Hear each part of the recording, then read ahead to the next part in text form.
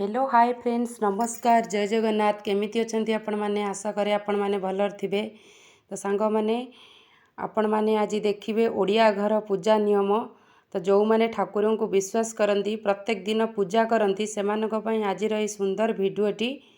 तो चलतु डेरी न करी स्टार्ट करवा आज भिडियोटी आपण माने शेष पर्यंत देखंतु धैर्यर सहित आपण माने बहुत किछि जानी परिबा आ बहुत किछि शिखि पारिबे। तो सांग माने चलतु भिडियोटी को आम स्टार्ट करवा। नंबर 1 सूर्योदय पूर्वर तुलसी को जल दे पूजा करने उचित कि नहीं। उत्तर शास्त्रीय नियम अनुसार सूर्योदय हेबा परे एक नुआ सकाळर आरंभ होता है, अर्थात एक नुआ दिनर आरंभ होता है। तेणु सूर्योदय परे सूर्य को अर्घ्य दिया जाए, तापरे तुलसी को जल अर्पण करी पूजा करवा उचित।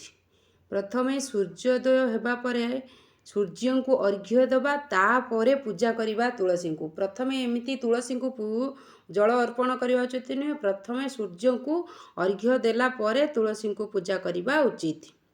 सूर्य को अर्घ्य न देई तुलसी को जल अर्पण करवा उचित नुह। प्रथमे सूर्य को पूजा तापरे तुलसी को पूजा और शेष रे घर ठाकुर को पूजा करवा उचित। नंबर 2 तुलसी को माटी रे धूपकाठी पोतिबा उचित कि नहीं। आपण माने निहाती जेतेबेले अल्प कई तो धूपदानी रे दउथबे, किंतु जो माने पूजा प्रत्येक दिन करते से माने तुलसी चौरा मूले धूपकाठी धूप जेतेबेले जलांती तुलसी चौरा मूले धूप माटी रे खोसी दियंती, किंतु सेमती करबा कथा नुह ना। आपण तुलसी चौरा मूले धूपकाठी पोतिबा उचित नुहे। आपण धूपदानी रो व्यवहार करि परिबे किंबा कौनसी धूप स्टैंड रो मध्ये व्यवहार करि परिबे। एमिति धूप काठी नहीं कि चौरा मूल खोसिबा उचित नुह, किंतु तुलसी चौरा मूल धूपकाठी पोतिबा उचित नुह। धूप निया तुलसी चौरा मूल पड़ी पारे किंबा तुलसी माँ को कष्ट न हेबा पाई मध्य तुलसी चौरा मूल धूपकाठी पोतिबा उचित नुह। यदि आपण माने धूपकाठी तुलसी चौरा मूल पोतिबे तो धूपर जो जलिकी जो निआटा सेटा माँ तुलसी को ऊपर पड़ी पारे, तुलसी माँ को कष्ट हेबो। सेतिबें कष्ट न हेबा पाई आपण माने निहाती धूपदानी किंबा धूप स्टैंड रो व्यवहार करंतु। नंबर 3 मासिक धर्मर केते दिन परे पूजा करि परिबे। उत्तर मासिक धर्म एक स्वाभाविक कथा, किंतु समस्तक मनरे ए प्रश्न रही थाए कि मासिक धर्मर केते दिन परे पूजा करिहेबो। मासिक धर्मर 5 दिन परे पूजा करिहेबो। पूजा जिनस छुई पारिबे एवं संध्या मध्य देई पारिबे, किंतु 5 दिन होइथिले मध्य जदि आपण शुद्ध स्नान करि नाहंती ताहेले आपण पूजा करि पारिबे नाही। किंतु जदि आपण मंदिर जिबे तेबे 7 दिन शुद्ध स्नान करी मंदिर जिबे। घर ठाकुर को पूजा मध्य आपण 7 दिन रे शुद्ध स्नान करी पूजा करिवे। शुद्ध स्नान न कले आपण पूजा करि परिबे नाही कि मंदिर जाई परिबे नाही। जदि केवल घरे माँ देवी माने पूजा पाउछंती तेबे आपण 5 दिन रे शुद्ध स्नान करी पूजा करि परिबे। किंतु घरे जदि हनुमान शिव शंकर किंबा देवता माने पूजा पाउछंती ताहेले 5 दिन रे शुद्ध स्नान कले मध्य पूजा करवा उचित नुह। यदि आपणको घरे माँ देवी पूजा पाउछंती शिव शंकर हनुमान एमिति देवता पूजा पाउनांती ताहेले आपण माने 5 दिन रे शुद्ध स्नान करी पूजा करि परिबे।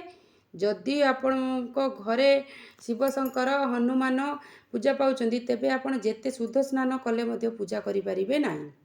आपण माने 7 दिन रे शुद्ध स्नान परे मंदिर जाई परिबे। जदि आपण मंदिर जिबा को चाहुचंती तो आपण 7 दिन रे शुद्ध स्नान परे ही मंदिर जाई परिबे, ता पूर्वरु नुह। तुलसी को ଓ ଘର ଠାକୁରଙ୍କୁ ପୂଜା କରିପାରିବେ।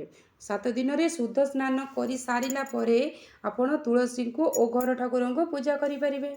ନମ୍ବର 4, ଶୁଦ୍ଧିକ୍ରିୟାରେ ମିଳିଥିବା ଲୁଗାରେ ଠାକୁରଙ୍କ ପୂଜା କରିପାରିବା କି ନାହିଁ?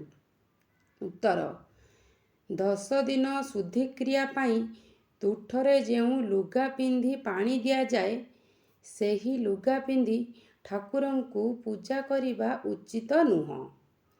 ଯଦି କିଏ କିଏ କୌଣସି କାରଣ ପାଇଁ ଶୁଦ୍ଧିକ୍ରିୟା ଅର୍ଥାତ୍ 10 ଦିନରେ ଆସିପାରନ୍ତି ନାହିଁ, ତେବେ ତାଙ୍କ ପାଇଁ ହୋଇଥିବା ଲୁଗା ଘରକୁ ପଠାଯାଏ।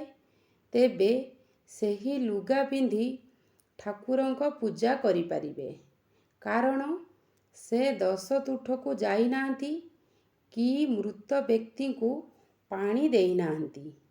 ସେ ଲୁଗା ପିନ୍ଧି ପୂଜା କରିପାରିବେ। ଆପଣମାନେ ଯେଉଁ ଲୁଗା ପିନ୍ଧିକି ମୃତ ବ୍ୟକ୍ତିଙ୍କୁ ପାଣି ଦେଇଥିବେ, ସେଇ ଲୁଗା ପିନ୍ଧିକି ଆପଣ ପୂଜା କରିପାରିବେ ନାହିଁ। ଯଦି ମୃତ ବ୍ୟକ୍ତିକୁ ପାଣି ନ ଦେଇଥିବେ କି ସେ 10 ତୁଠକୁ ନ ଯାଇଥିବା ବ୍ୟକ୍ତି, ସେ ଲୁଗା ପିନ୍ଧିକି ଯଦି ତାଙ୍କ ଘରକୁ ସେ ଲୁଗା ପଠାଯାଇଥିବ, ସେ ଲୁଗା ପିନ୍ଧିକି ସେ ପୂଜା କରିପାରିବେ। ନମ୍ବର 5, ଛତୁ ଆମିଷ କି ନିରାମିଷ? ଆମେ ପୂଜା ବ୍ରତ ଉପବାସ ଦିନ ଛତୁ ଖାଇପାରିବା କି ନାହିଁ? ତ ଚାଲନ୍ତୁ ଦେଖିବା। ଛତୁ ଏକ ସାଧା ଖାଦ୍ୟ।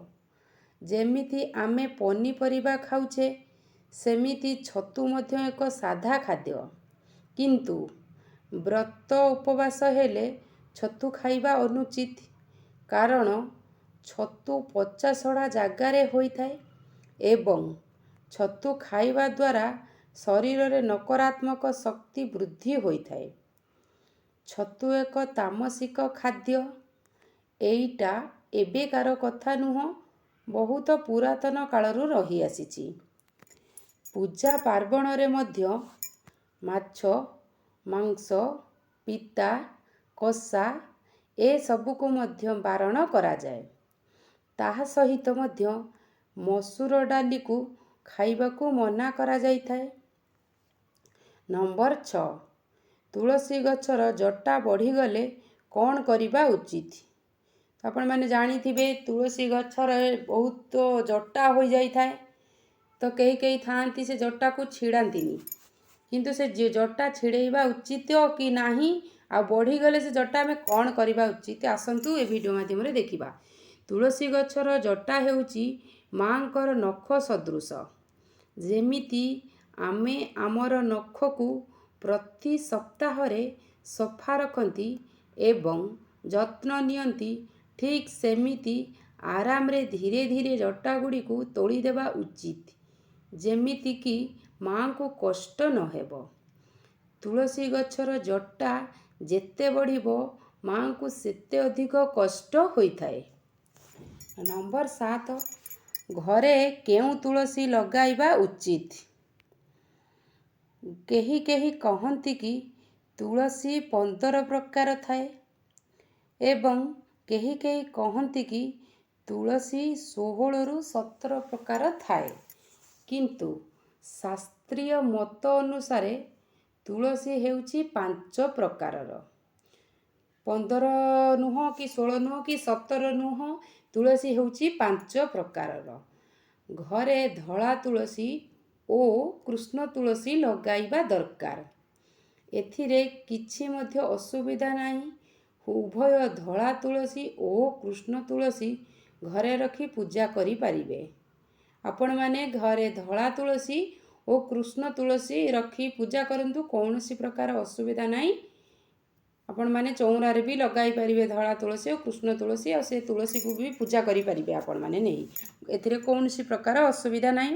ନମ୍ବର 8, ରବିବାରରେ ଏବଂ ଏକାଦଶୀରେ ତୁଳସୀ ମୂଳରେ କାହିଁକି ଜଳ ଦିଆଯାଏ ନାହିଁ? ରବିବାର ଦିନ ଏବଂ ଏକାଦଶୀ ଦିନ ତୁଳସୀ ମୂଳରେ କାହିଁକି ଜଳ ଅର୍ପଣ କରାଯାଏ ନାହିଁ? ଆସନ୍ତୁ ଜାଣିବା। ତୁଳସୀ ମା ରବିବାର ଓ ଏକାଦଶୀ ଦିନ ପ୍ରଭୁ ବିଷ୍ଣୁଙ୍କ ପାଇଁ ବ୍ରତ ରଖିଥାନ୍ତି। ମା ତୁଳସୀ ରବିବାର ଏବଂ ଏକାଦଶୀ ଏ ଦୁଇଟି ଦିନ ପ୍ରଭୁ ବିଷ୍ଣୁଙ୍କ ପାଇଁ ବ୍ରତ ରଖିଥାନ୍ତି। ତୁଳସୀଙ୍କ ମୂଳରେ ଜଳ ଅର୍ପଣ କରିବା ଦ୍ୱାରା ମାଙ୍କର ବ୍ରତ ଖଣ୍ଡନ ହୋଇଥାଏ। ତେଣୁ ସେ କ୍ରୋଧିତ ହୋଇଥାନ୍ତି। ସେଥିଲାଗି ରବିବାର ଓ ଏକାଦଶୀରେ ତୁଳସୀ ମୂଳରେ ଜଳ ଅର୍ପଣ କରିବା ଉଚିତ ନୁହଁ।